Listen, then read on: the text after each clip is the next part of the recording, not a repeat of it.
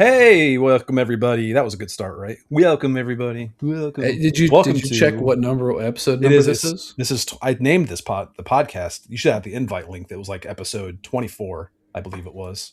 Oh yeah, because last time was the Michael Jordan joke, right? Yeah. Michael Jordan. This is, speaking of Jordan, this is a special podcast because this is Segue. Cat's out of the bag. Yeah, that's a good segue, Adam. Today I'm Brady J. Sadler. I'm an author and game designer and a puppy appreciator, puppy connoisseur. And my brother is also here Adam tagging along. Sadler. Adam. And Sadler. We are joined by a special guest. If you're watching the video, you'll probably see the special guest. It's a spoiler. But we have Jordan, and I'm going to do this intro. I'll let you correct me, but it's Jordan Smystrela. You are correct. Yeah. Been practicing because everyone kept asking who our artist was. So you can say hi, Jordan. However you want to say hello, whatever. Hi, I'm Jordan. I'm Jordan Smystrela. It's great to have, to be here. Thank you for having me on. Yeah, thanks for joining us. Glad to hear how that name's pronounced too, because I told you. It's a toughie. I have a question about that, but we'll save it for our discussion later on. But all right. So this is going to be like kind of an all over the place podcast because we want to talk to Jordan and have her kind of give us some of her background and talk about these exciting projects we're working on with her, and how she's going to be our first full-time employee once we get some money, right? and this is the first time we've tried this format. Like we're doing format. So I'm usually at Brady's house in his basement doing these podcasts and getting molested by my cats. Yeah. The podcast basement. People can see how sterile my office is compared to Brady's. So if you don't cover it up with maybe we'll cover the background so it's hidden. But these cans might make it hard to crop my head up properly. No, I think it's fine, and the audio might sound different. We'll see, because we're using a platform that all the kids are raving about called Zencaster. I'm still figuring out how to work it because I'm old and I don't like new tech, but it's handy. So we'll get through it together. Let's talk a little bit about before we dig into the art side of things, because Jordan's got a wealth of information she wants to share with us. We want to hear all about her background. A little bit of business out of the way. Twin Tail Studios updates. Adam, do you want to go into we haven't the pre-order, the pledge manager, all that fun stuff? I think the last time we recorded, we hadn't even launched the pledge manager, right? Like that was. We were like, I think it was getting ready to launch because we were like, we got to do a podcast when we launch it. We still haven't done it yet. So we've been busy. We've been doing things. The pledge manager is live on GameFound right now. We haven't announced this yet, but I believe the official closing date would be August 4th, which is like the week after Gen Con. Talked to the factory, kind of figured out what the best time frame would be to get them the final numbers, to make sure they hit our goal of October. And they're like either end of July, early August. And we thought that, hey, we're going to be at Gen Con the last week of July. We'll have an author booth there. Brady's going to be selling books and stuff. We might as well use that opportunity to kind of pass out some flyers, drive some last minute traffic to the pledge manager, and hopefully get some, bump those numbers up. So if you haven't backed, if you are listening to this, I'd be shocked if you hadn't already backed the game. But if you haven't, go to the game.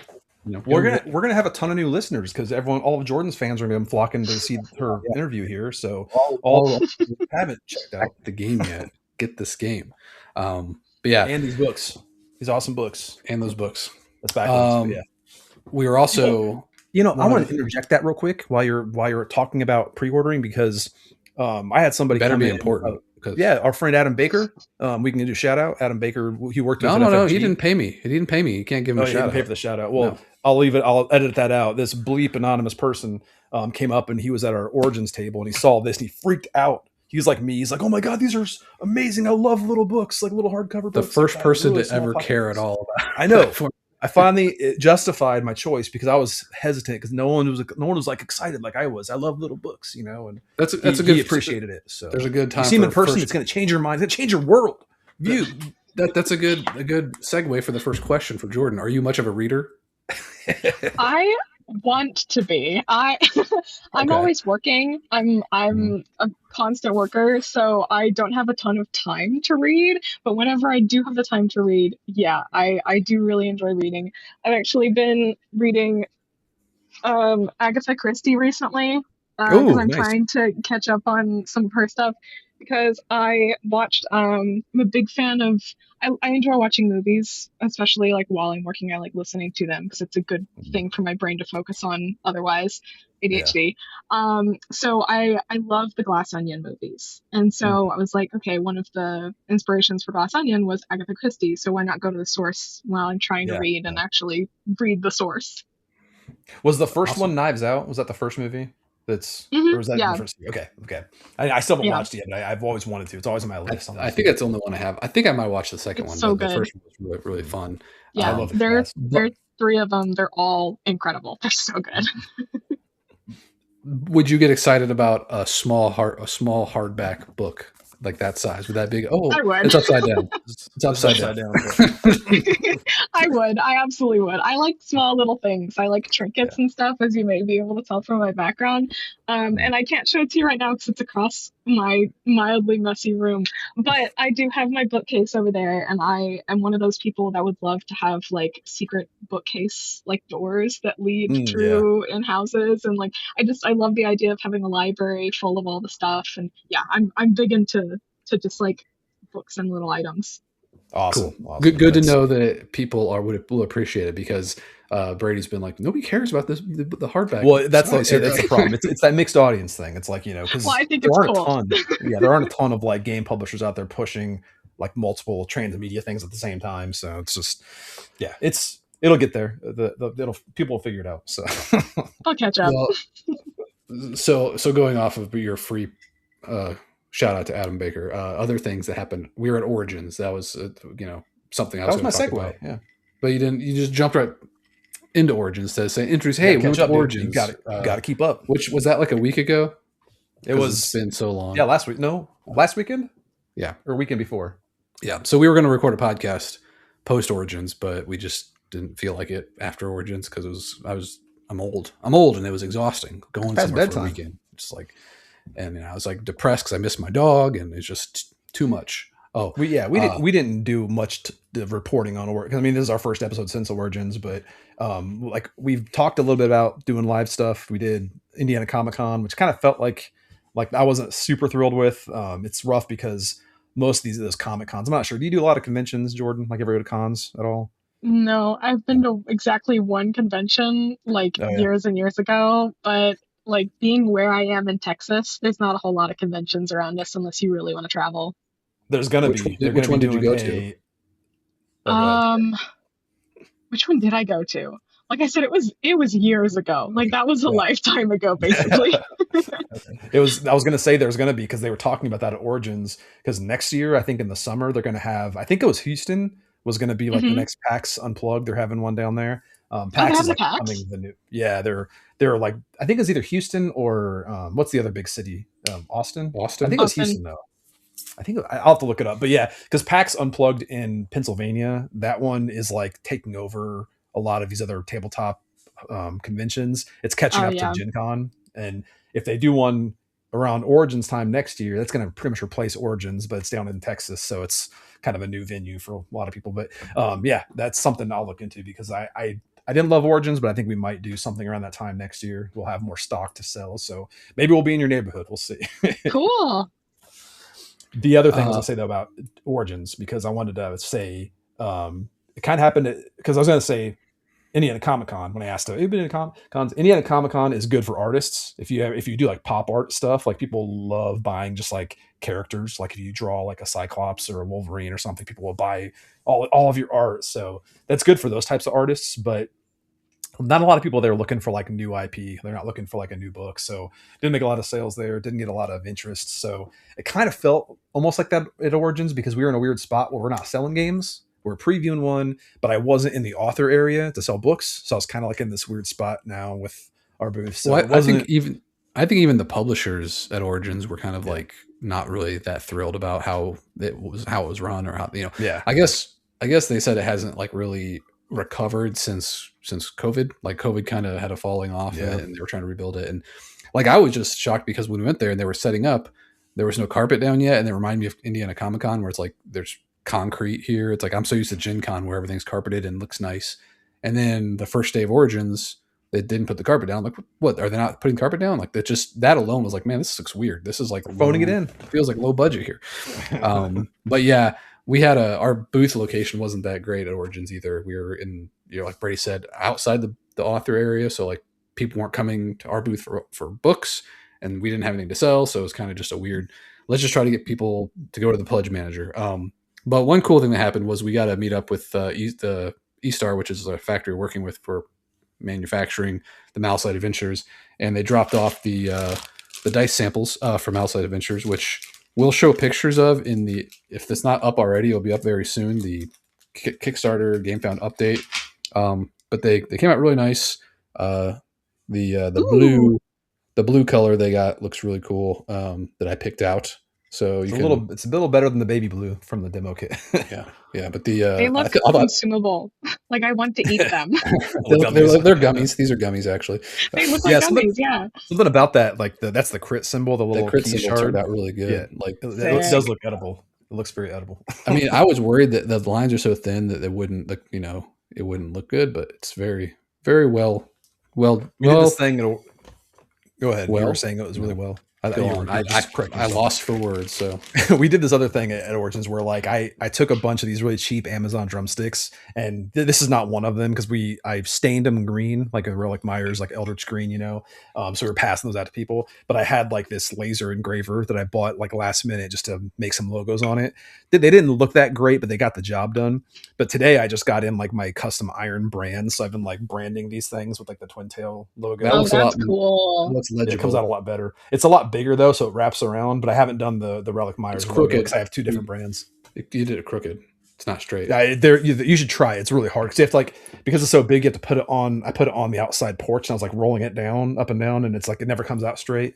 But the good news is they are legible. Like you can read the logo, read the website.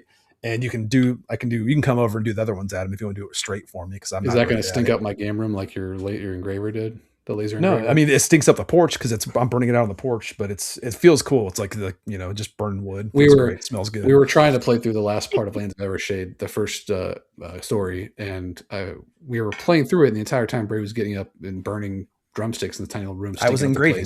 It wasn't even paying attention to the story. I had no idea what was going on. He was playing with his little story's stupid. No one wants to listen to story, man. I know, but I'm sitting there. Price of hobbies.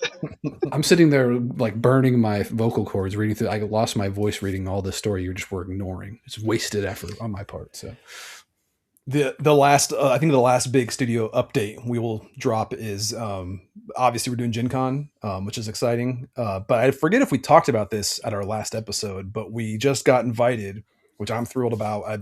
Very unexpected, but we're going to be doing a table at Brandon Sanderson's Dragonsteel Nexus in Salt Lake City, which is super exciting. That's like a very kind of, I don't know, I wouldn't say maybe not prestigious. I don't know if that's the right word, but it's kind of an upscale place. It's more, it's not like one of these big, huge conventions where like the Comic-Con where it's like, uncarpeted flooring and stuff. It's a nice area, but it better be carpeted. Otherwise, it's a good venue for us because we'll have our game. We'll have Malice of Light Adventures printed. We'll have copies to sell. We'll have the books. You think we'll have any copies left by then? Oh yeah, maybe sell out immediately, man. Unless we can print more, You better get on this Pledge Manager, people. If you want this game, there's no guarantee. Good problem to have. Yeah. And then we'll have. I'm guessing that's in December, so I'm guessing by then we'll probably have the next project we're working on to showcase, like to demo, like we won't have the actual game to sell, but we should have like a copy to show off and Captain Planet board game. The Captain Planet board game that Jordan's doing the art for. No, we'll talk about that also later in the episode because we can't tease it yet because it's not done, but the cover art is looking phenomenal, so good. But yeah, we'll get into that more. I think that's like the last big update. It was doing Gen Con, so make sure you come out to Gen Con, hang out, Pledge Manager, go back, pre-order. This is more a visual thing. You can show show a preview, but like company news is you shared this on social media, like you got new art for the Relic Myers book 1, right?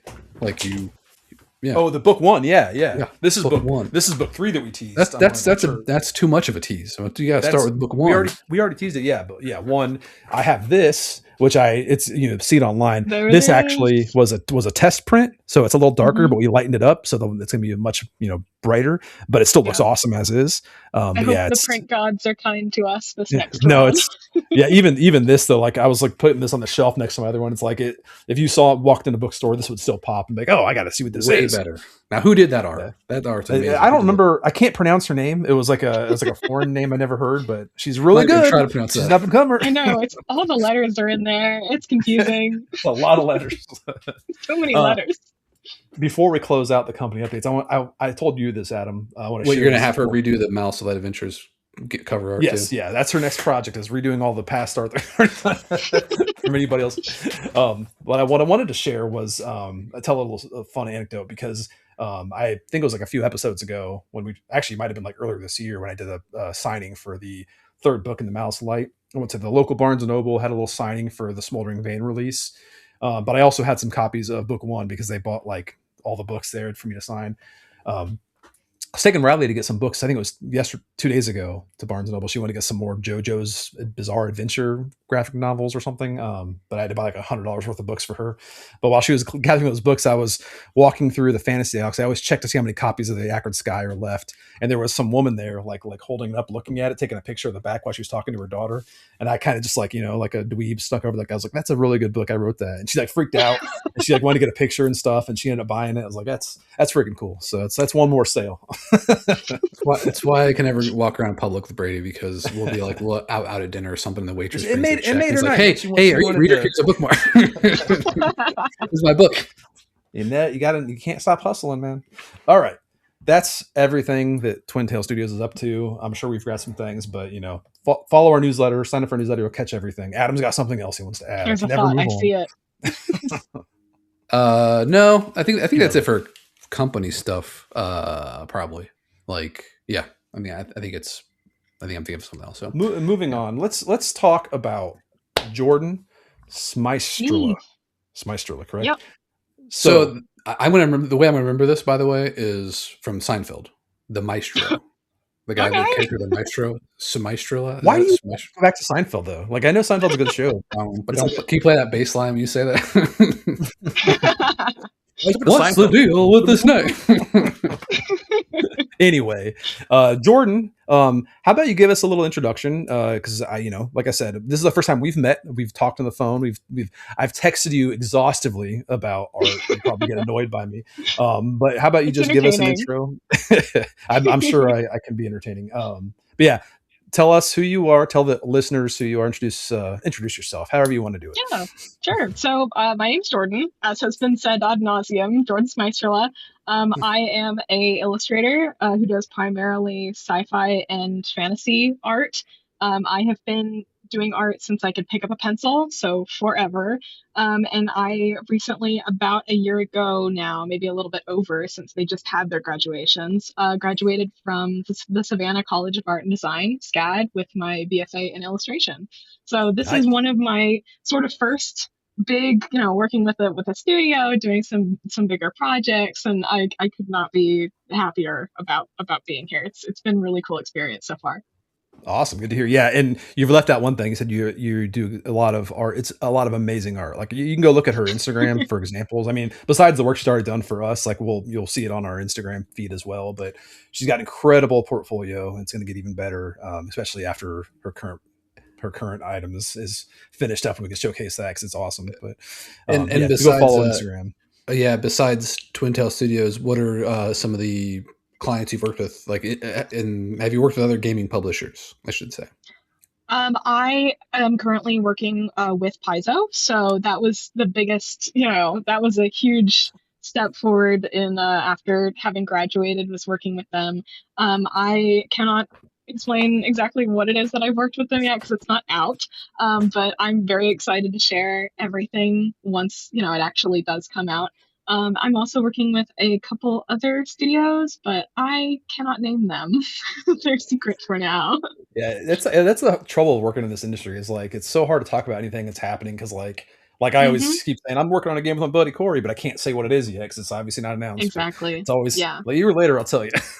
Yeah, no, that's exactly what it is. It's like you can't, you have to wait for like a year or more, and you can't tell anybody about it. And it's like, oh, but I want to. And it could, if I could tell people about it, it could get me more work. And that's not something they tell you about even in college. They're always Yeah. like, they tell you, the different ways that you can get clients, but they don't tell you about like after you have gotten client, you can't talk about it likely Mhm. for a very long time.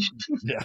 It's even That's worse, like if you're like working in video games or something where it's like Yeah, 5 or 6 year cycles and it's like your exactly. entire resume is based on that. That's why you work Especially if for you're at little the very weasels. beginning of the production. Yeah. Yeah. Yeah. you're That's why you you're work for little lucky weasels that like me that keeps blabbing about stuff. I'll just tell everybody about all of your work right away when it's ready to go. I was gonna say you're lucky they talked about that with you at all in college because I actually majored in fine arts myself. I majored in drawing and illustration at Purdue, not an art school really, but that whole art department treated art like you were only going to be like a studio artist or something. You're going to have it, very fine arts, and like commercial stuff is Hmm. bad and all this stuff. Like I want to learn how to illustrate so I can sell stuff. I want to illustrate for companies and like nobody had that mindset when I was going to school, so it kind of like killed my passion for art. And I was like, I stopped drawing altogether when I graduated. So Oh, that's a shame. Yeah, I got it's super duper lucky. SCAD, like several other colleges now, I think, because it's become and grown more of an interest amongst artists to go and do things within that industry, within the TTRPG industry, within the TCG industry, within even, video games, doing concept art for all of that. It's become more of an interest. So there's kind of become those classes and those majors to fill that niche. SCAD, not to speak way too highly about them because they have their issues too, but they have a lot of majors that cover a very large variety of things that you might want to do. Um, so there's the illustration side of things, but then there's also that studio side of things where you are in the studio doing fine art, whether it's, painting or doing things with charcoal and, the life drawing and all of that, to teach yourself how to become a gallery artist. But my side of things, definitely there were a lot of classes that focused on more of like, how do you effectively create environments? How do you effectively create character design? And how do you do all of that for the job that you want to pursue? that's Very awesome. cool. Another this is a total side tangent, but you mentioned life drawing. That was actually another thing that kind of killed my passion for art. Was I was in a life drawing class, and you know how they bring in models and stuff, and new Yeah. models and everything. And then I come One in, of them I'm brought like, in no, literally my ex girlfriend came in and she was a model. I was like, oh, this is uncomfortable. I don't want to do this. Oh no, you're like, So I've already that's done more this one. awkward than usual. Oh yeah, dear. you should have saw her face when she saw me. She's like, do I have to still do this? Should be Can easy, I right? Luckily, back she didn't up? care that much. That's crazy. Well, that's good. Yeah, no, it was definitely a bit of a shock for me. I came into college being like, do we really have to take this class? And I left those classes being like, that was some of the best, like, live action drawing, like learning that I've ever Mhm. Oh, yeah. done. And now I Yeah. miss life drawing classes. I Mhm. just, yeah, I miss them.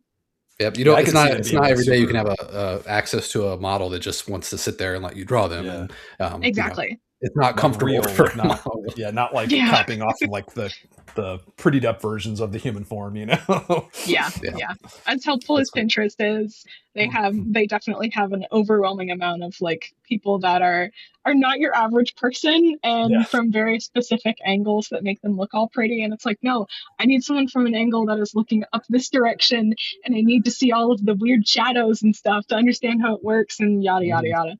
So Yeah, that kind of leads into I'm always curious about this. This might be like more insider baseball when it comes to like art stuff, but like I know we were talking one time about I forget I think it was with the original piece you did for us, the melody of melodies cover, just kind of reference pieces for like different poses for musicians and stuff.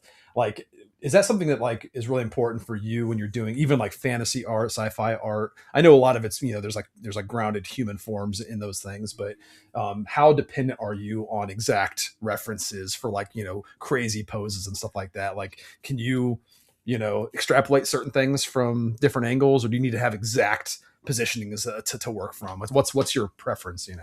Yeah, so years ago, I think I would have had a different take on that. Years ago, I would Mm, have been like, well, I could take a reference picture, but I know enough about like anatomy that I could just make it work, right? I could mm, just sort of take longer, fudge it. Maybe it won't look exactly accurate. Nowadays, I am like, no, I need a reference picture to make sure that it looks correct.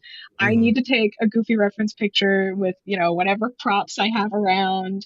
I need to set my phone on like a precarious little tower to make sure I get the right angle. Like we did a workshop at the event that I went to for about a week in Hollywood. The thing that you texted me about a while ago, mm. illustrators, writers and illustrators of the future. Oh yeah, yeah, yeah.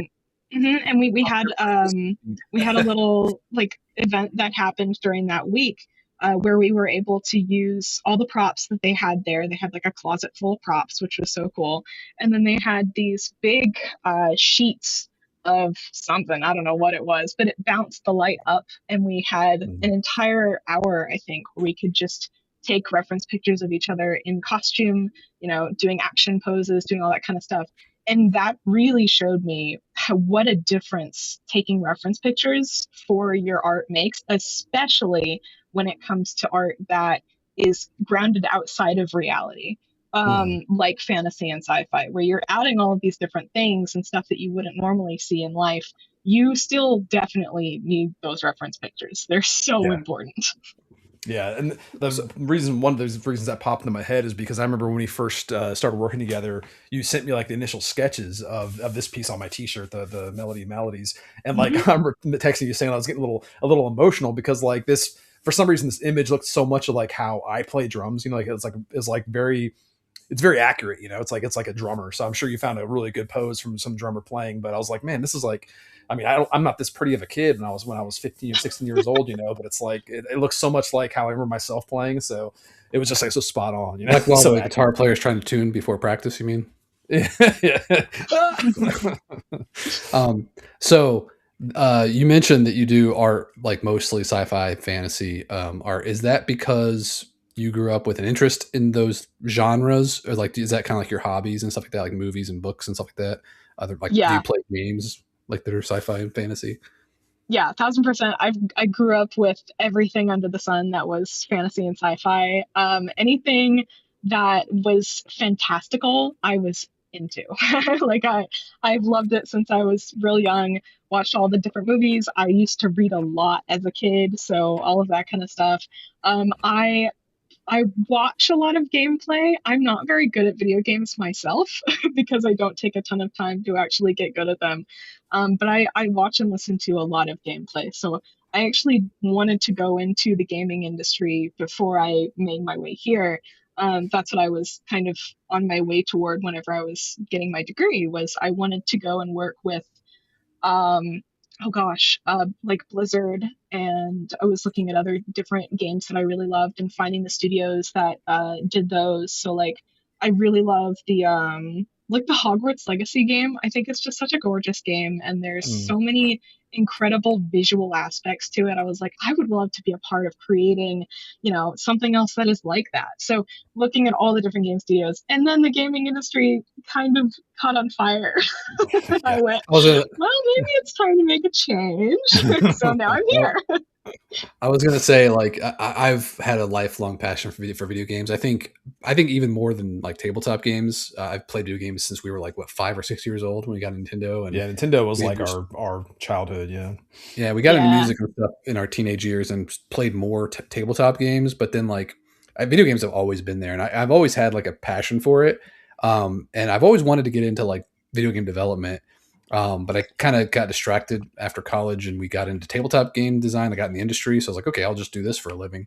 But then like, I don't know, 4 or 5 years ago, I decided to go to a software development boot camp and get out of tabletop games for a while. And so I got into software and I started getting into video game development, and it's like working in Unreal. It's like really fun. Like I really, really enjoy it, but there's no way could ever work in the games industry. I don't think like in the video game Yeah. industry, we have twins that are buddies of ours that both do. And like one of them's lucky. One of them works at Epic Games. So he works on Fortnite. So he's kind of, Oh yeah. kind of secure right now, but like it seems like every other game company, like they have like the biggest game ever, and then after they, it's done, they just lay people off. It's like, it's just a They're vicious cycle. gone. Yeah. Yep. So it's like, Yeah. Shame. as much as I It, love it it, I was love, yeah, go on. yeah, it was massively discouraging during like my junior senior year to watch all of the different layoffs happening and to watch AI kind of take over. Not to get onto the whole AI thing because that could be the entire podcast. Yeah, yeah. I I will guess send you I've those been watching a podcasts. lot of tech. I've been watching a lot of tech report lately about AI. Oh yeah, I listen to a lot of that kind of stuff because hopefully the bubble is about to burst. We really hope Getting there. so. It's It's getting got there. it's got to It happen. really like took a toll on not only the people already in the industry, but those of us who were about to step out there on our own Mhm. and try and figure it out. It was like all of a sudden a hurricane hit, and we were Mhm. watching from inside going, oh, wait a minute, this wasn't what we were promised. Yeah. So that It's that was rough for sure. Yeah. Yeah, Yeah, it sucks there's too a because I, as much oh, go ahead. as bad as it is, like I still like I play video games all the time, and I'm always like excited about the new games coming out and stuff like that. It just sucks so much that the people that make them have to go through such horrible layoffs all the time. So Yeah. Yeah.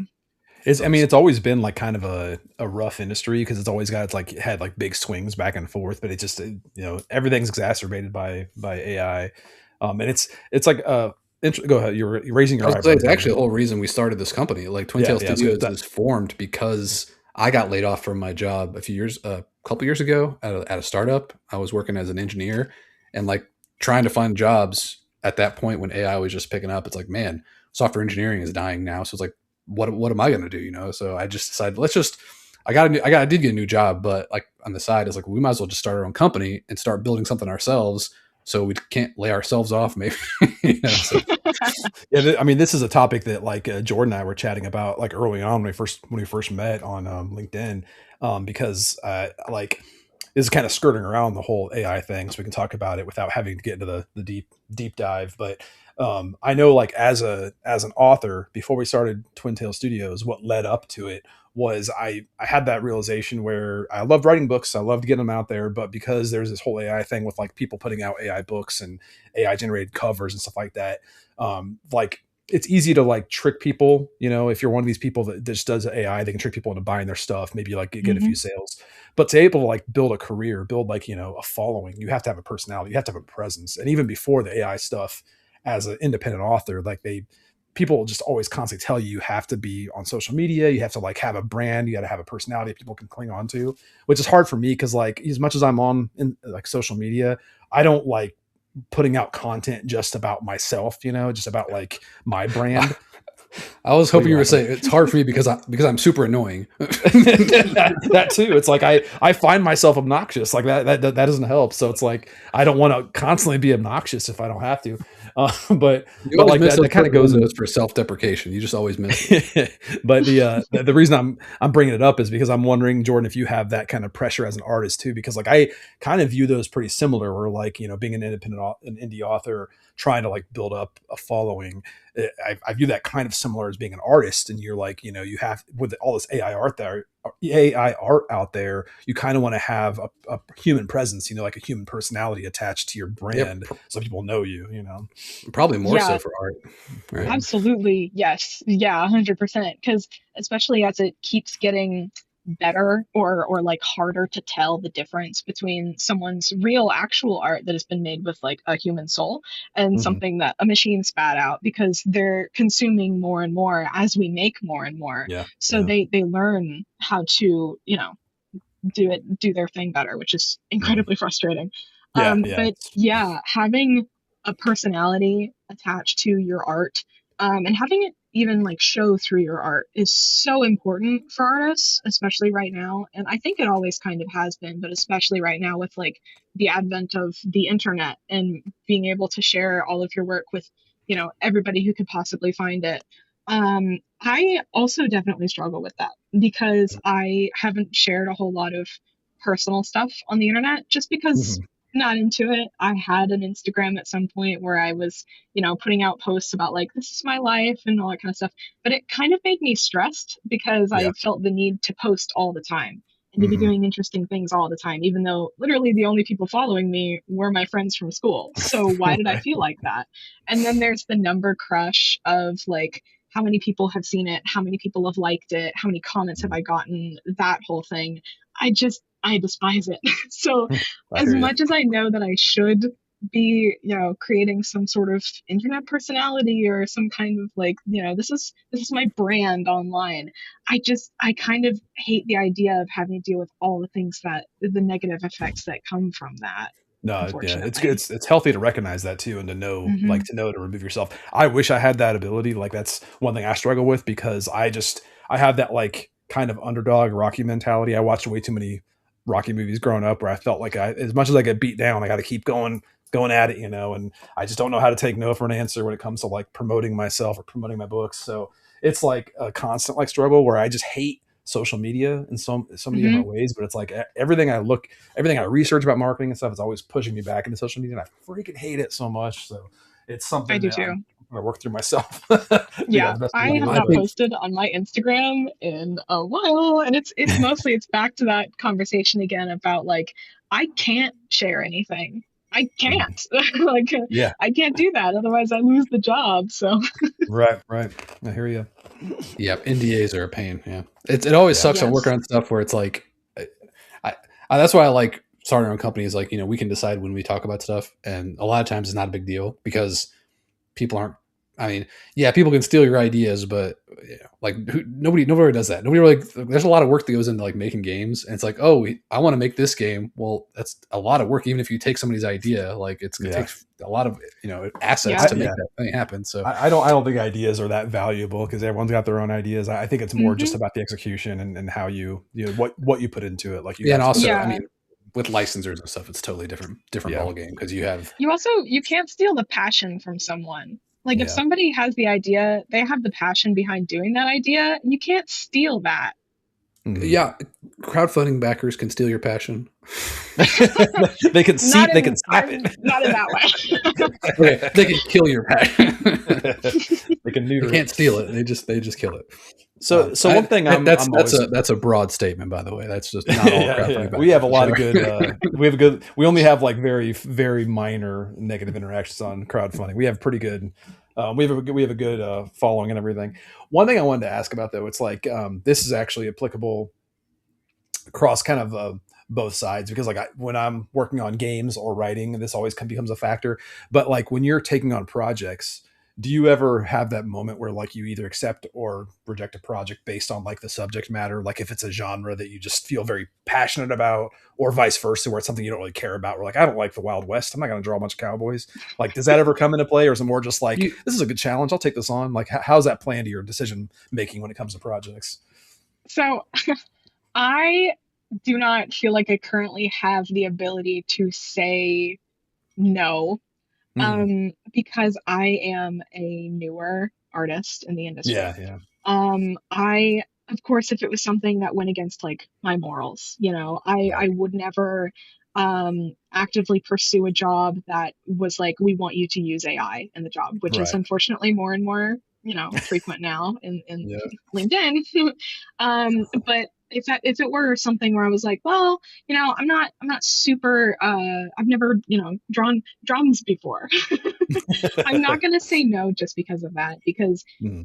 I'm always going to be learning. I'm never going to Yeah. stop learning. So this is just another learning opportunity for me to learn how to properly draw them, how to properly, understand even like the culture behind the things that I am doing.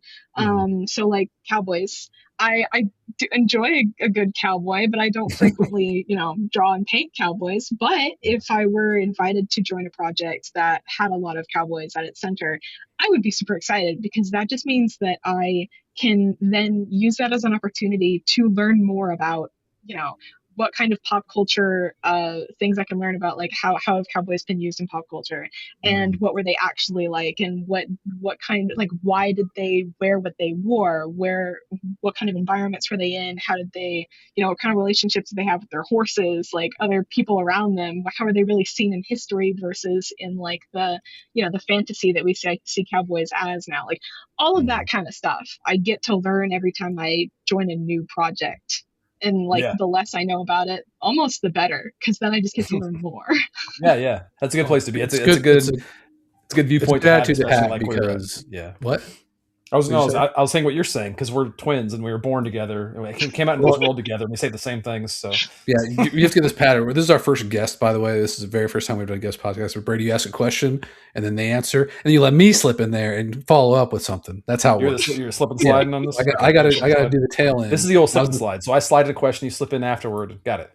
That's the you plan. mean We're that's passing the around slide the and slip. thing. So yeah, we need to have like a pillow. Just Yeah. I was just gonna say that's a good mentality to have because we're gonna have you work on our cowboy game that we're gonna do someday. So I thought you said sci-fi was like the next big. I didn't say one. next. At some point I want to do a cowboy game, but I don't mind Some. cowboys. So yeah, it's gonna Cowboy Space sci-fi. cowboy. it's gonna have some sci-fi elements in it for sure. It's have you ever heard of a game called Shadows of Brimstone? I think I've heard of it. Yeah. Okay, you should look it up just to get some cool visuals for it. But it's this big, huge dungeon crawling board game, and it's done by Flying Frog Games. And there are elements I love about it, elements I don't like as much. I have like tons of stuff for it, but the whole concept is you're playing as a posse of common Wild West characters like the sheriff or the saloon girl, the local doctor, and you go Piano into player. or the piano player. You go into the mines and you're like looking for this thing called Darkstone. Is it called Darkstone? I totally forget. It's been so long. But I think it's called Darkstone. Because it's like this magic rocks that are appearing in the mines. But you go in the mines, there's monsters and stuff you fight, and then there's like portals to other dimensions and other worlds. And so like in the game you can go into this wild jungle with dinosaurs and stuff, or you can go into this crashed alien spaceship. But pretty much that you can do whatever you want in this game, but you always starts off in the Wild West. You go in the mines, and it's They're cool totally ripping off Relic Myers. That's all it is. They're just taking my Can you imagine being an Old West piano player and encountering dinosaurs? What are you gonna do in What that situation? We had a game. Play Brady the was piano playing, at them? you were playing the gambler, right? You were playing a gambler. I had the fighting gambler, a yeah. group of zombies, and he was just shooting this pile of zombies with his little pistol. Yeah, because the miniature of he was like this pose where he's like this, and I imagine there's a pile of just rotting bodies. He's just like just constantly shooting. Like it's a little tiny gun too, like one of those little pea shooters. Yep.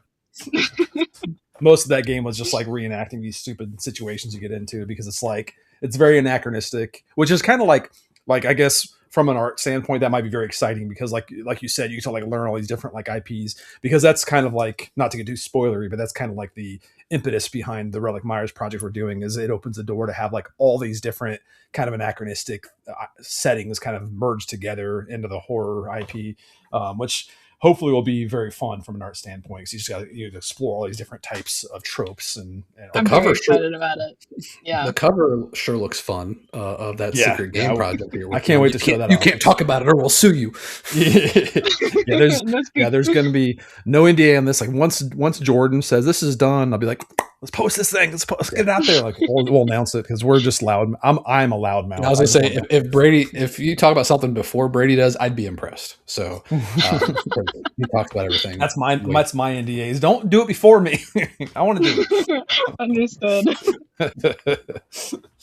But the other question I had regarding kind of like just like what you're into, because I think this came up when I was looking at your Instagram when we first started chatting. I saw a lot of not a lot. I saw a few Stranger Things pieces. Yep. Are you a big like Stranger Things fan or like horror fan? Like where's that fall for you? Is it just that IP or just in generally like horror? Specifically Stranger Things. Yeah, I was kind of actually a little bit late to the party. Not super late where it was like season 3 is out and I'm just discovering it, but I remember going to that one Comic-Con that I've been to and going to a panel that had some people, I think it was maybe Millie Bobby Brown, with some friends that really loved Stranger Things when season 1 was coming out. So she was still like a little kid. Wow. And I remember sitting there and just kind of being like, wow, the fans are so excited about this. Maybe I should eventually watch it. Smash cut to like maybe 2 or 3 years later, and I'm like, hey, it's on Netflix. Maybe I should watch it. And so I binge watched through season like 1 and 2, I think, were out. And then after that, every time a new season came out, I was on it. Nice. I have my opinions, just like everybody else does, about the last season. Yeah. but doesn't stop my love for the first few seasons. So Yeah, I yeah, feel like but it's really it's weird. hard I for can shows to end properly for people. Like oh, people can absolutely. it's very hard to stick the landing. Yeah, I think I'm one of those people. Again, not to get too into it because this could become a Mm. whole podcast thing on its own. But I think I'm one of those people that are a little bit more lenient on it, where Mm. I'm like, I understand that there's just so many loose ends to tie together, and there's Yeah. so many characters at that point that how do you do all of them justice?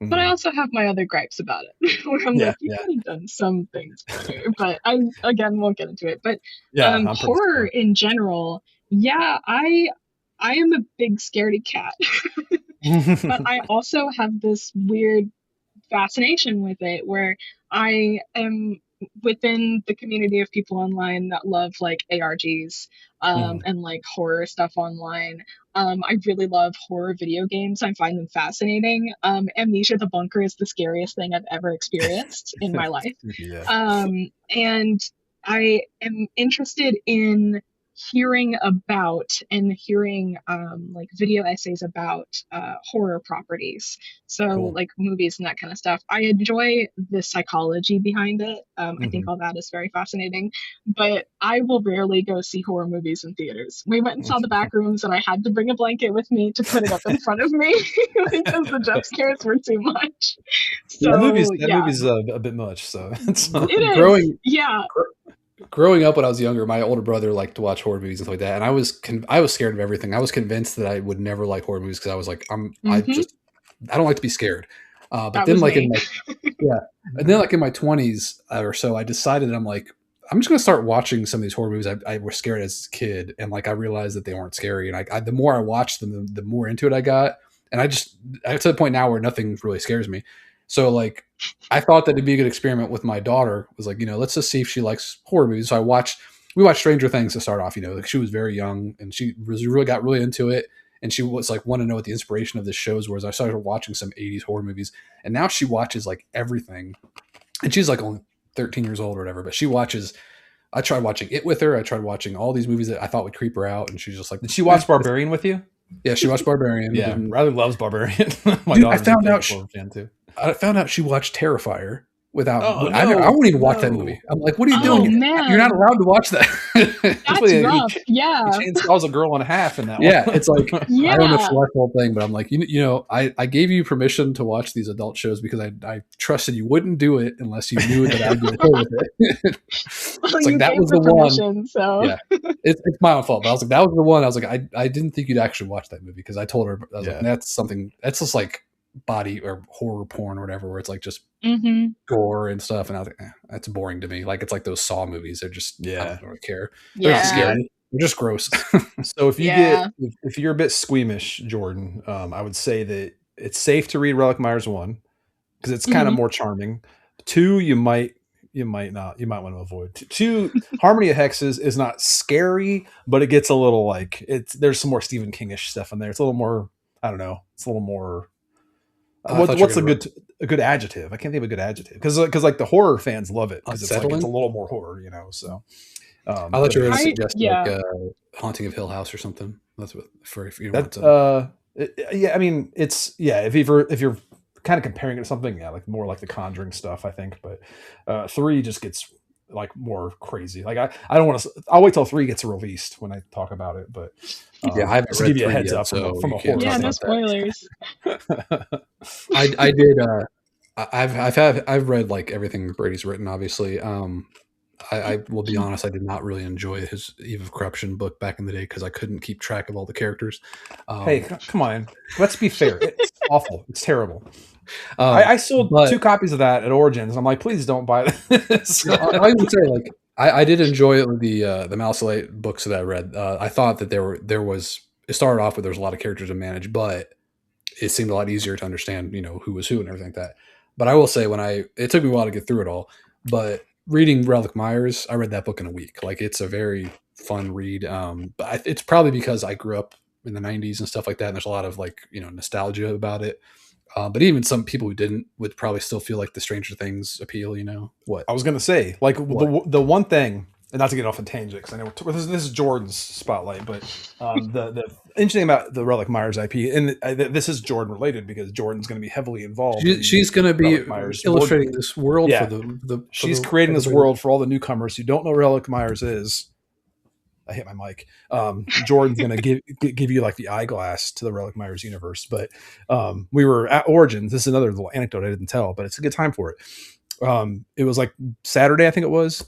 Some young lady was walking by our table and she stopped at this actually banner right here. You might not see it on the screen because it might be cut off because I think of the YouTube things as a square, but it's the Harmony of Hexes promo art with Relic and his dad.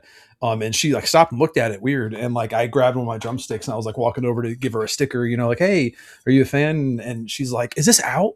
And I'm like, oh yeah, this is book 2. It's out over here. And she went and bought a copy, but apparently she's from Fishers, which is nearby. We live in Noblesville, but she's from Fishers, and she got a copy of Relic Myers and the Rhythms of Ruin at Barnes Noble signed, and she loved it. She was like saying, she was sitting there like naming off all these scenes that she loved in it, which is like, as an author, that's like killer. It's like that's so cool. It's somebody telling you their favorite scenes in a movie that you love or something. It's like, it's just such a weird thing because it's like something you created. But she started going into her interests. She's like a big splatterpunk fan. She loves like gore. She's a mortician. She went to mortuary school, and she was just the other day in a 3-hour autopsy that said it was awesome. She's like, it's the best thing ever. I'm like, that's weird.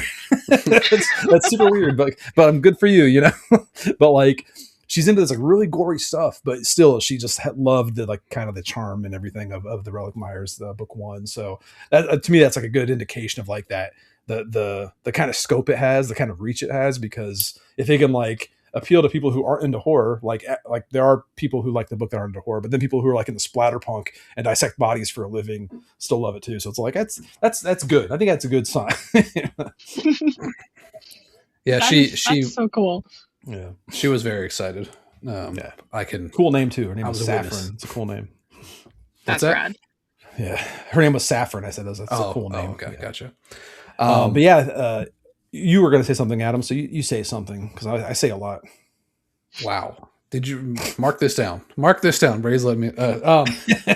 So you said you don't play a lot of video games. Is that what you said? Like you don't. I mean, it's good. You got to do art. So I mean, video games take up a lot of time. That's pretty much my excuse for everything is I got to do art. Yes, you do. You have to do art. Yeah. Don't play video games, Jordan. Just do art. I will watch and listen to the video games. Pretty much the video games that I play is like Minecraft with friends sometimes. But that's about it.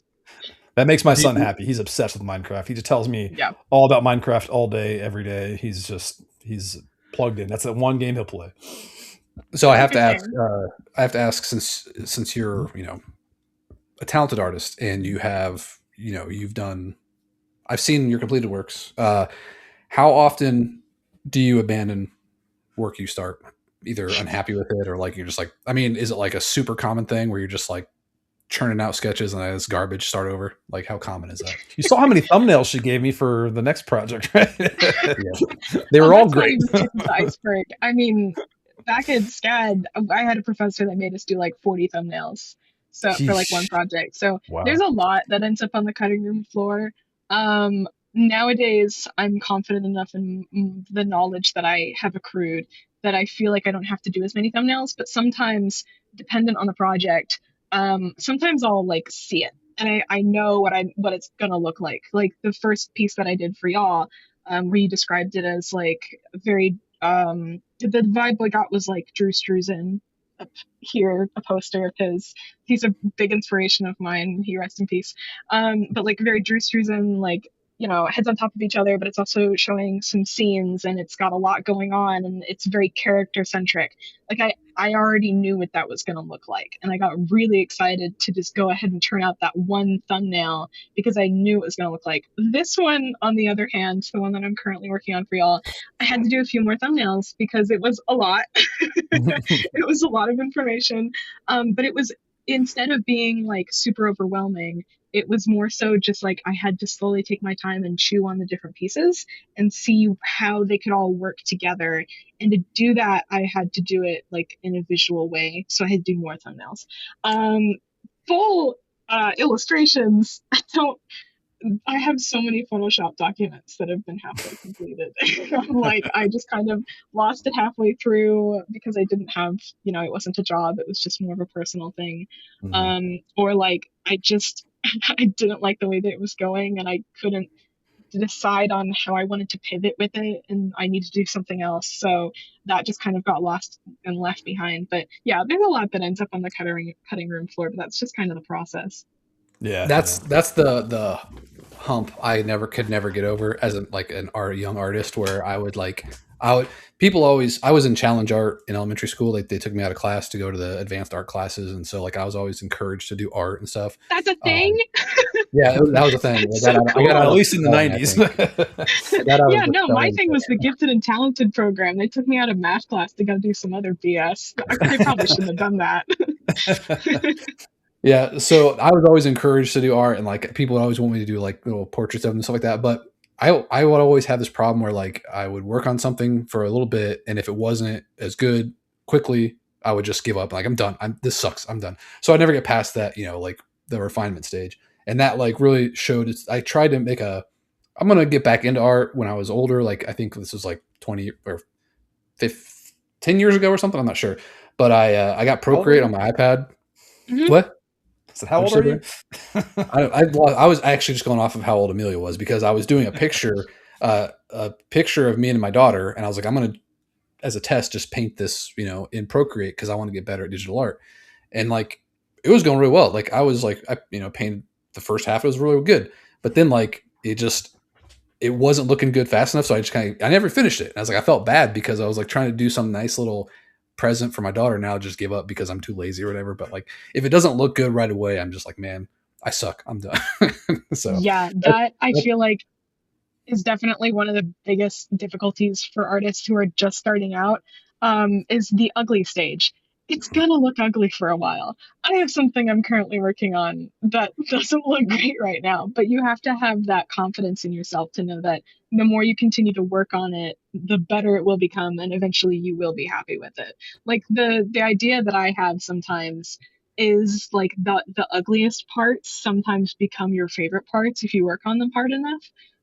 So that's kind of my mantra when I'm working on things and they don't look terrific because everybody goes through that. No matter if you're like an artist that has 40 years experience or an artist that's like just starting out, you're always going to have an ugly stage. And it's that difficulty of getting through it and having that hard-headedness, the stubbornness to get through it.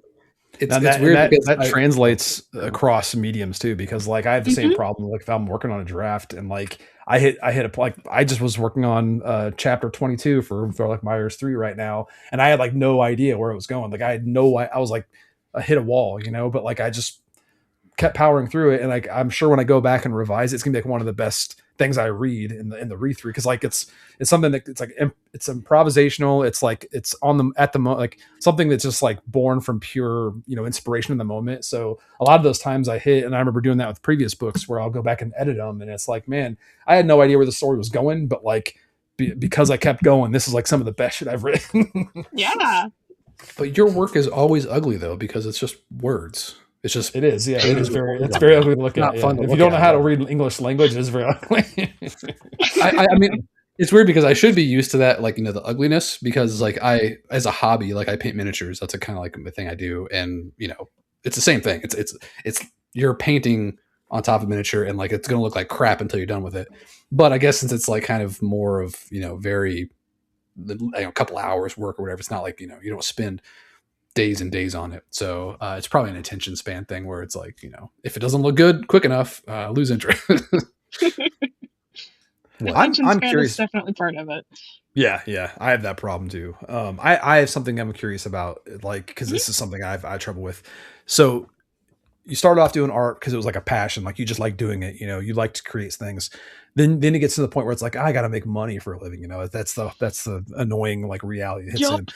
So now that you're entering that kind of arena in your life, do you still find time to like just do art for fun, or is it always like, oh, I got to do this project? Like Brady's texting me nonstop about this cover. I got to do that instead of do my own project. Yeah, so I think so I am a I'm a freelancer, which means that I kind of constantly have to be taking work, Mm, which means I constantly have to be working yeah. in order to, make a living, because that's just the way that freelance work is. And I'm at a weird stage of it where I'm kind of just at the beginning and like just now, taking on new clients that will eventually become regular clients, hopefully. Mhm. So I'm in a weird stage of that right now. So yeah, I guess I am like constantly working. But I do force myself to find time in the evenings when I would normally just be like, watching YouTube or whatever to sketchbook. They're not as big of sketchbooks as I used to. Like I've got, I don't know, like 20 sketchbooks up there that I just like filled to the brim when it was just sketchbook at work and me doing my own thing during like, middle school and high school, because that was just me expressing myself and my interests. So Mm. I don't sketchbook as much anymore, but I definitely do try to, because, and to kind of to come back to your digital art Procreate thing, I actually found digital art to be incredibly difficult at first because I started out as a traditional artist. I did like physical painting, like acrylic is my baby. I love acrylic paints. I know that's kind of divisive amongst the painting community, but I love my acrylic paints. I did not know that. I I did not know it was Yeah, divisive. yeah, no, it is because acrylic dries incredibly fast. So there are a Oh, lot of okay. oil painters that Mm. and like like gouache painters that really hate them, but I love them. Y'all are That's wrong. So, that's why You heard it miniature here. paints are um, acrylic free. That's why miniature paints are acrylic um, so you can dry fast. yeah. So and then I was also like I was big into colored pencils and charcoal and all that kind of stuff. So I really liked the physicality of the medium and being able to actually feel, paintbrush to canvas or like to smudge things with your fingers and all that kind of stuff. So when I first started doing digital art, I was like, there's none of that. There's no feedback. There's no haptics other than just like, the shape of your pen that you're using. Mhm. So it took a really long time for me to get used to that. And I don't remember how this conversation started, so just kind of No, rambling yeah, now. that it's But kind of that, yeah, just kinda like free yeah, free time, like occupying your free time and still yeah, yeah, finding yeah, time to do your passions yeah. instead of I guess just essentially it's just good to get back to this. Like I yeah. adore ballpoint pen. Like that is Mhm. my medium of choice when I get to choose. So I yeah, just regular Bic pens, not sponsored. I'm a similar like it's still kind of work related because every time I'm working on a draft, like I have this thing and like if everyone who listens to this podcast already knows this, but like I have this kind of penchant for handwritten stuff. So like I type everything Hmm. out with I have a smart typewriter called a free write where I do all my writing, but every night when I'm working on a draft, I'll always be keeping like handwritten notes. I don't know if you can see these, but like these things are just filled every page. I do like Oh my one page a gosh, it night is. with just like hand, and it's not like stuff I'm going to be like publishing. It's more just like keeping up with my thought process on a story, like writing from a character's perspective, or like it's like journaling as relic or something. So it's mostly just stream of consciousness stuff, but the act of doing that I feel like just keeps me so invested in what I'm working on, even though it's not like, I don't know, I guess it is part of like the process because it's still thinking about that. But I kind of relate it to that where like you're sketchbooking, it's like you might not be doing art for the project, but it's still your art. It's still your craft. So you're Yeah, honing it. So it's kind of the same thing. I have to yeah. handwrite stuff constantly. I am absolutely an analog kind of person. I Yeah. adored like writing things down. I have been joking for years about like I have my two whiteboards that I have things on, but like I need a wall. I need a whiteboard wall. I can write all of my things down because otherwise I will forget. And also the little ones that I have, they're just not enough. I need more space to write more things down. Once we get we'll fund this next project we're doing, the Relic Myers, it's gonna like make millions of dollars, and we get Adam and I can finally get an office over here, but we'll make sure that we'll have like the art room that has like tons of walls of just like dry erase boards or whatever for you, so whenever you come visit and work on projects you'll have tons of space. So Cool.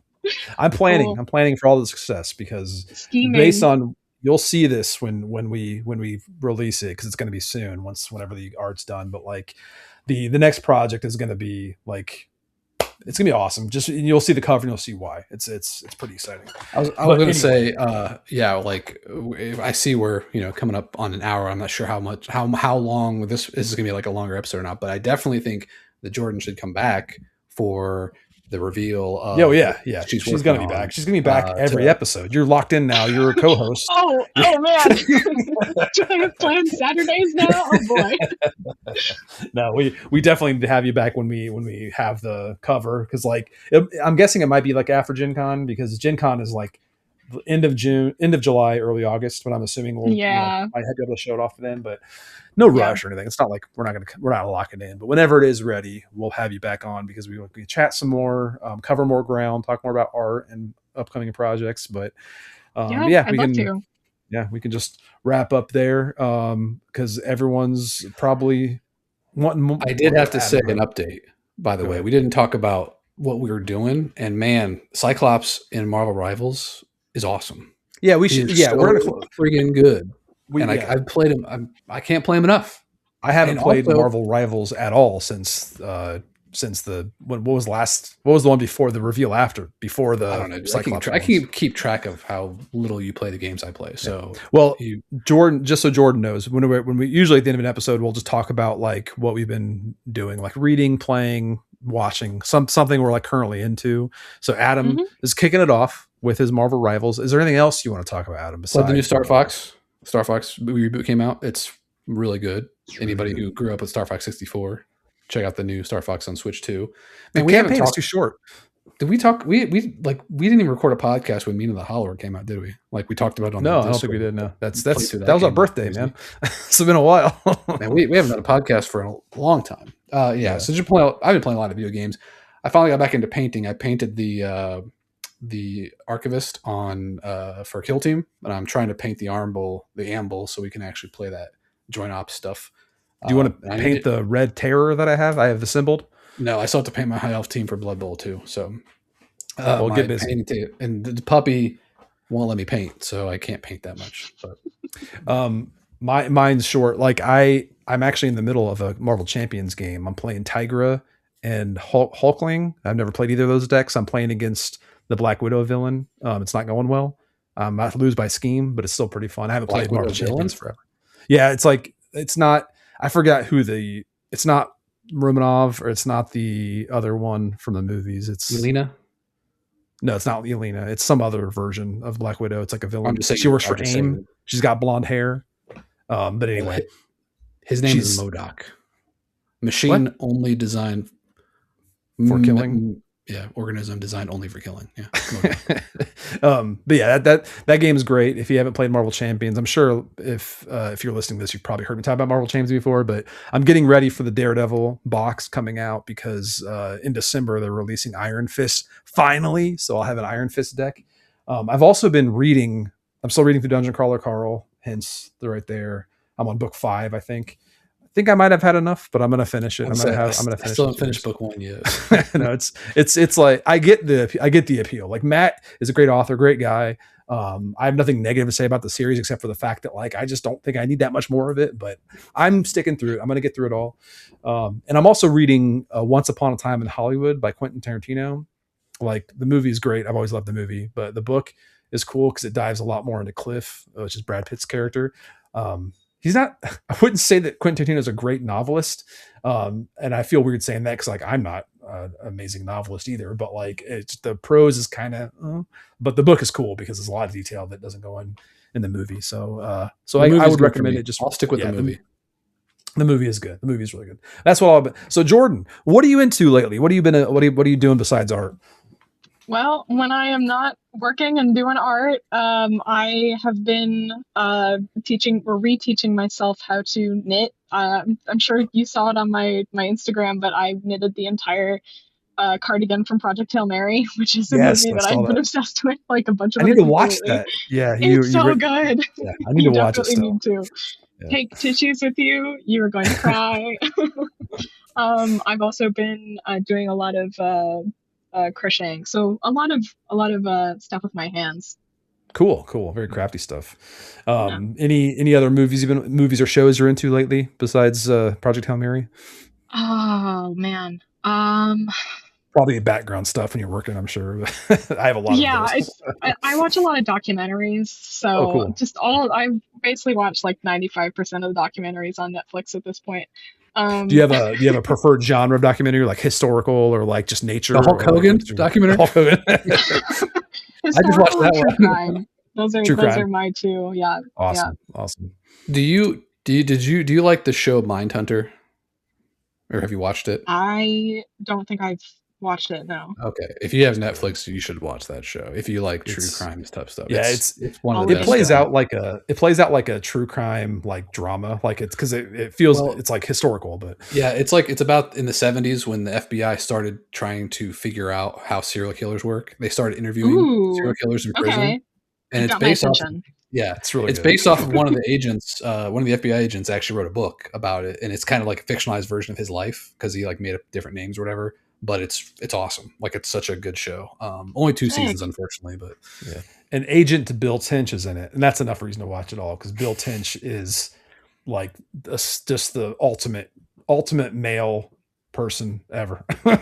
he handles emotions, dude. He can't handle his emotions. Well, yeah, he's got his faults, but man, his voice and presence. The actor's just good. makes up for You it. just have to say he's a great actor. That's all He's a I great gotta actor. Yeah. He's got a great say. voice. He was in He's Fight got- Club. He was in Fight Club when he was younger. Yeah, he was. Yeah, had a small cameo in Fight Club. Did you ever watch? This is like a tangent again. Did you ever watch the Haunting of Hill House show on Netflix, Yes. Jordan? No, but that's one of the ones where I was too afraid to watch it because it was scary. But I did It's watch a pretty psychological analysis of it and found Oh, that cool. to be fascinating. So I do know Cool. about it. It's a really good show. When I asked that, I forgot about the spookiness of it. It is pretty I was, spooky. So yeah, if I was you're- gonna say that's why I thought you were recommending that earlier when I brought that up. So that you're saying Oh. if you're kind of squeamish because it's creepy, but it's also like it's just a good show, and so like the creepiness might be kind of not as focused in the show or whatever. But that was Yeah, what I my- tested my daughter with, and like my daughter loved that show. So. Yeah, my wife does not do horror. Like we'll watch some horror, but she couldn't do it. Like she couldn't get through it because of the clown stuff. But Yeah. There is Really- some creepy stuff in. she Haunting really Hill House. loved Haunting Hill House because of the acting, the characters, and and plus the cinematography. It's a beautiful show, really good show. Mhm. But The yeah, kid- that's The kid from ET is the dad, and that's kid from another ET is reason the not to dad. watch it. Oh, I don't think I knew that. That's cool. yeah. It's like the only thing he's done recently, right? Since the ET. Big comeback. Yeah. But hey, that's an episode. That's good news. We got an episode. That's under our a belts, full and- episode. And assuming this works, we have a good setup for the next one when Jordan comes back for the reveal of the cover. We keep hinting Redacted. at. Yeah, redacted Yeah. cover. But yeah, thanks for joining us, Jordan. Thank you for sitting through Of this and telling course. us all about your story and everything. Thanks anything so else much you wanna for letting close- me yap. Yeah, no problem. I hope it was fun. Any other recommendations you want to give before you leave, like following your Instagram or anything like that, or any other Plugs. shout outs you want to do? Yeah, pretty much. I mean, my Instagram is at Jordans_artistry, so not as hard to spell as my last name, easy to find. That's pretty much where I post everything when I am able to post it. But other than that, I am not on the internet all that much, so Good. that's Stay, pretty yeah, much it. stay off the internet. Just do your. I forgot to ask though during the episode. This is gonna be a tail end one, but like, do you know much about like the history of your name or like the origins of it? Because like it's fascinating to me because it's like I like words, but that's such a new name for me. Yeah, no, we know it's Czechoslovakian, Okay, but we don't know Czechoslovakia. much past that. I Okay. know I am Scottish at some point in my family and some other stuff, but we don't have a whole bunch of like big interesting things that led to the last name being like that. So Interesting. Well, that's something that like that's going to be a tease because I'm going to do a little research on it and we'll talk about it next Ooh. episode because that Okay. like the name I'm a big name guy, like not from just Mhm. like people's names, but I just like naming things and like whenever I see an interesting name like that, it's like, oh, where does this come from? I'll do so like I'm curious now, but yeah, we'll check back in. And that'll be a little cliffhanger for you next episode or whenever Yeah. we finish the cover art. Cool. All right. I'm gonna have to That's finish all it we got faster now. today. Cool. Yeah, so thanks again and check you out next time. Check you later. What are the kids saying nowadays? What's a good see ya? Check don't up know on you yet. later. I don't know. Check in with you later. How about that? Check in with you later. Yeah. If you want to stick Tune in with next check, time. I would say talk to you. Talk to you later. Czechoslovakia later. Yeah. Topical. Later. Thanks again.